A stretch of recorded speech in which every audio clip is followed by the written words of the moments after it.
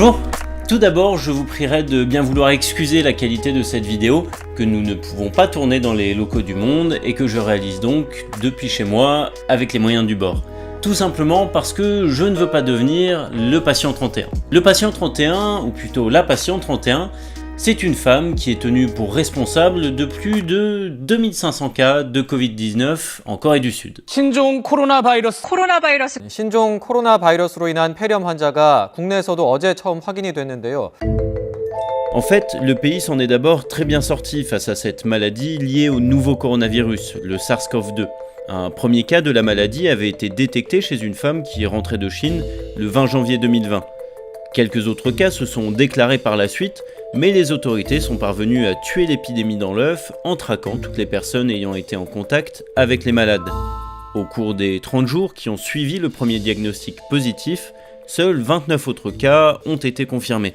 Avec 30 malades, la Corée du Sud était donc encore loin de l'épidémie et avait la situation sous contrôle, jusqu'au 18 février et au diagnostic positif de la patiente 31. Cela faisait plusieurs jours que cette femme avait des symptômes qui auraient dû l'inquiéter, mais elle a considérablement tardé pour faire réaliser un test. Et surtout, elle s'est rendue dans des lieux de culte extrêmement fréquentés où elle a pu contaminer plusieurs personnes qui ont à leur tour transmis le virus à d'autres personnes et enclenché l'engrenage de l'épidémie. Il est évidemment difficile d'établir des liens de responsabilité extrêmement fiables, mais on peut au moins dire que la patiente 31 a entraîné indirectement des milliers de contaminations et des dizaines de morts. Un bilan qui aurait pu être évité si elle avait respecté un principe simple, la distanciation sociale. Une épidémie, c'est ce qu'on appelle une réaction en chaîne. C'est-à-dire qu'un événement va en entraîner un autre, qui va en entraîner un autre, et ainsi de suite. Et dans le cas d'un virus, cette réaction peut être exponentielle. Car avec une population où les individus sont liés les uns aux autres, chacun peut transmettre le virus plusieurs fois. Le nombre moyen de personnes qu'un malade est susceptible d'infecter est donné par ce qu'on appelle le nombre de reproduction de base. Pour simplifier, si ce taux est supérieur à 1, une épidémie est possible.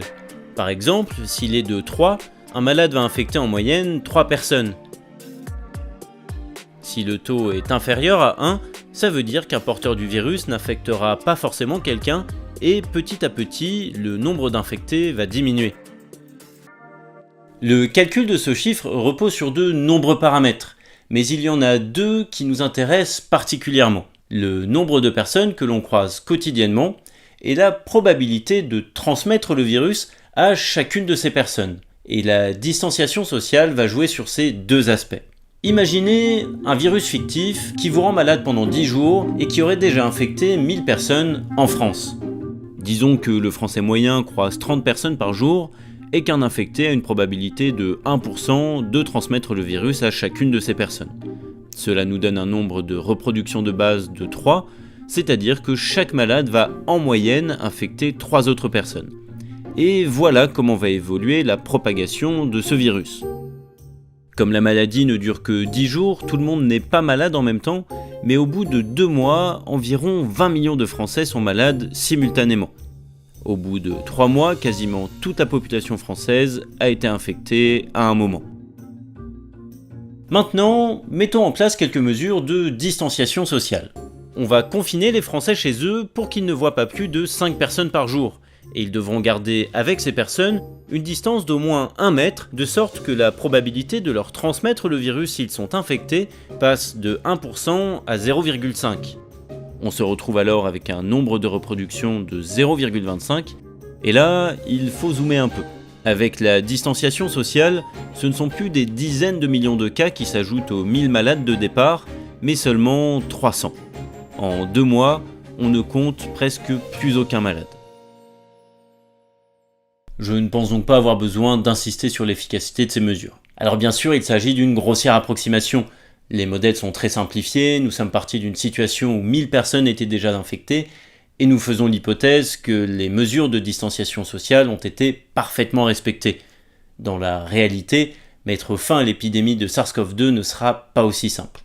On en parlera d'ailleurs dans une prochaine vidéo. Mais avant même de parler d'en finir avec l'épidémie, La distanciation sert à autre chose. Limiter la casse. Limiter les morts. Le problème du Covid-19, c'est que d'après les connaissances actuelles, dans environ 2% des cas diagnostiqués, les personnes tombent gravement malades. Elles peuvent développer des pneumonies très virulentes et doivent être placées en chambre de réanimation avec des respirateurs artificiels, des moyens dont on ne dispose qu'en nombre limité. Malheureusement, il est difficile d'estimer la proportion de cas graves de Covid-19. Si on prend l'estimation la plus haute et la plus basse, voilà comment évoluerait en absence de distanciation sociale le nombre de cas graves nécessitant un dispositif de réanimation. Au plus fort de l'épidémie, plusieurs centaines de milliers de personnes auraient besoin d'un dispositif de réanimation. Et maintenant, cette ligne rouge, c'est le nombre de chambres adaptées dont on dispose en France. Tous les gens situés ici ne recevraient donc pas les soins adaptés et risqueraient en toute logique de mourir. C'est ce qu'on appelle les morts évitables. Évitables car il est possible de lutter. Et la plus efficace des méthodes, avec les connaissances actuelles, c'est justement la distanciation sociale. Si elle est correctement mise en place et appliquée, voilà ce qui devrait se passer. La distanciation sociale peut aplatir, voire inverser la tendance de la courbe, ou autrement dit, ralentir l'apparition des cas très graves pour permettre à notre système de santé de les prendre en charge. Encore une fois, ces courbes sont très théoriques et peu précises, elles ont surtout une valeur indicative.